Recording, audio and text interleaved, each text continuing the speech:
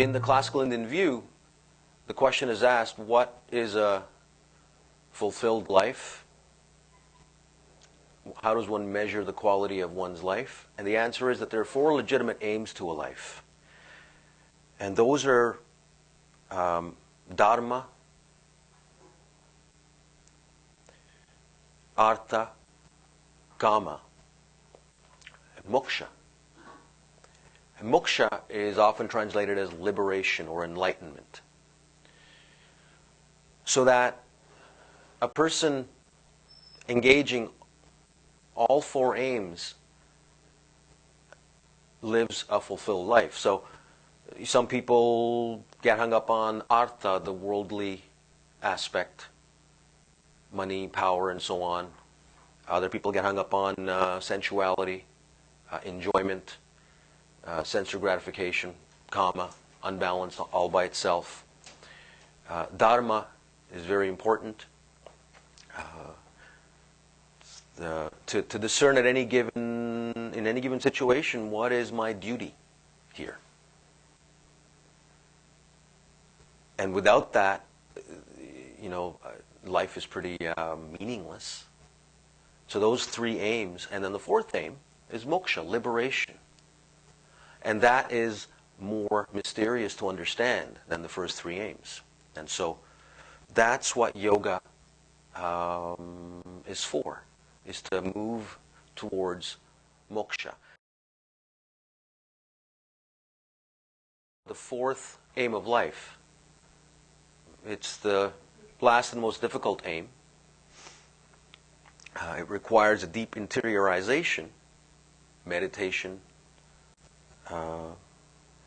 wherein the person comes to rest in the deepest possible knowledge of self.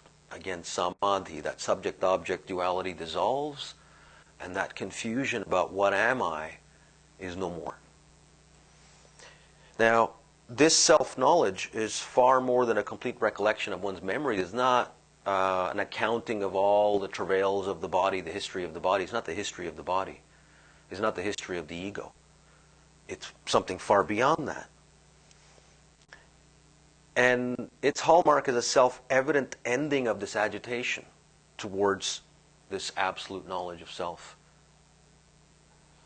Now, what this realization is cannot be expressed in words and thought, because language and thought are based upon a subject-object duality. So it cannot ever be contained in thought. Enlightened people sometimes say, I've read some of these things from some life stories, that watch how I live, watch how I am. I can't tell you what I know. Can't place it in language.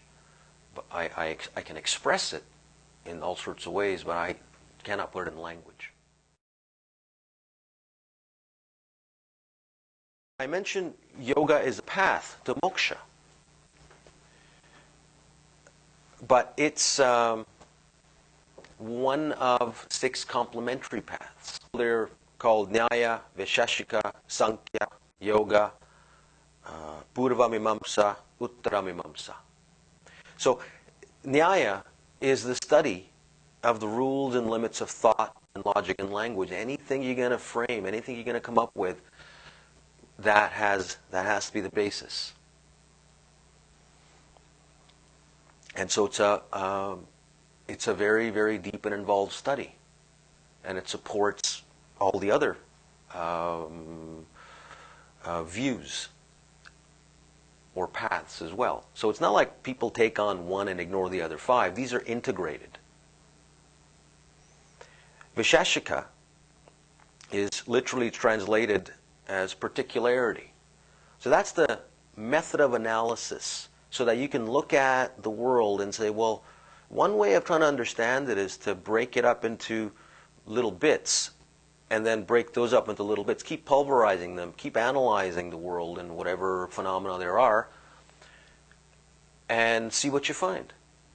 And in fact, there is a theory of atomism in Vaisheshika, which is very similar to the old Greek theory and the modern atomic theory. But it's understood that's one way of approaching how things are, reality, so to speak.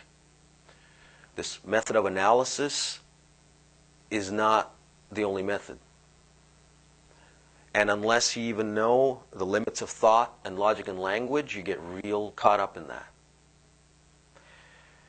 Next is Sankhya, an enumeration, setting up of cosmology. So if I say, well, let me set up an enumeration right now, to give you an example. I might say that first thing I notice is that there is self and world. And in self I notice there's a body and mind.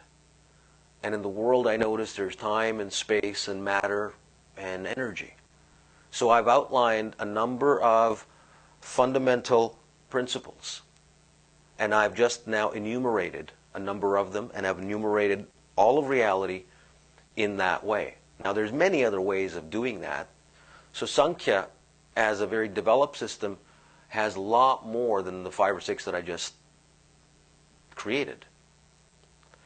So this is another way of knowing, so that you can take each one of these principles and analyze them further, and you might get somewhere. So these all work together. So Ayurveda comes from Sankhya, right?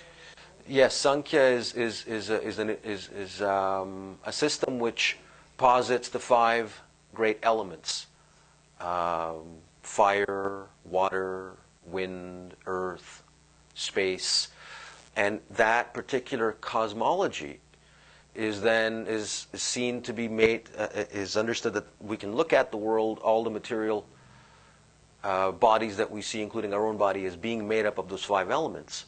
And if you decide to do that, then you can also go ahead and say, well, you know, there's certain things that you can eat that will make for more earth or more fire in the body, and certain things that you eat or think or do will diminish these various elements. And so this is essentially Ayurveda. So from Sankhya, the way the Sankhya is set up, that there are these 5 elements and 25 principles besides, which we haven't got time to go into at all. But philosophy of India does give that start. But the example is, you know, I just made up a Sankhya, an enumeration just now, and that's the one we're going to be working with a bit later on. We're going to figure that stuff out. And then there's yoga. It's not about thought. It's about a mystical knowing, which is transcendent to thought and all the categories that thought makes up, like all these categories of Sankhya, all the particularities, the analysis coming from Vishashika. But gnosis is, you know, not something on its own. It needs to also be supported by then finding a way of thinking about what one just experienced. How does one think about that? And so that's where Nyaya, Vishashika, Sankhya are all very helpful. They work together. Then there's Purva Mimamsa and Uttara Mimamsa. Purva means prior, Uttara means afterward or upper.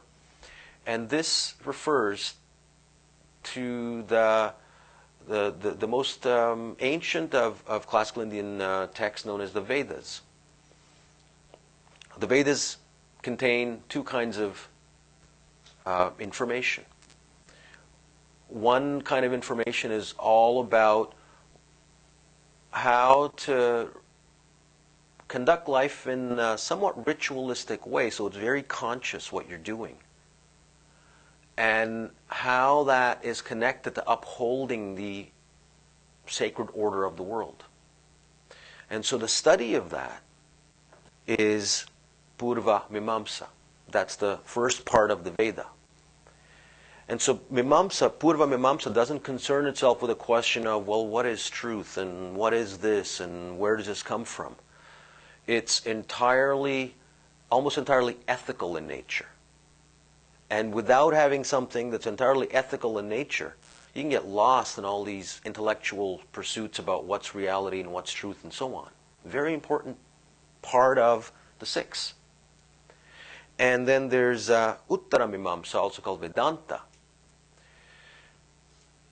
Because the other thing that the Vedas talk about is that reality is whole and indivisible. You can divide it up towards an analysis, but you will find that to be merely an expedient way. It's not how it is. And so Vedanta preserves the knowledge, the emphasis on non-duality. Whereas Nyaya, Vaisheshika, Sankhya, they break things up into categories to analyze them. And so everything here is kind of like counterbalancing everything else.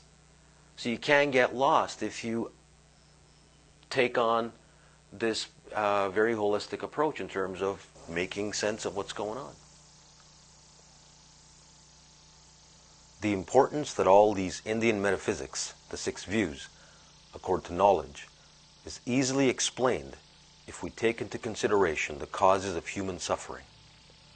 The painful quality of an unenlightened human life is not owing to a divine punishment or to an original sin, but to ignorance, a metaphysical ignorance, avidya, yoga, freedom, and immortality, Mircea Eliade. The painful quality of a human life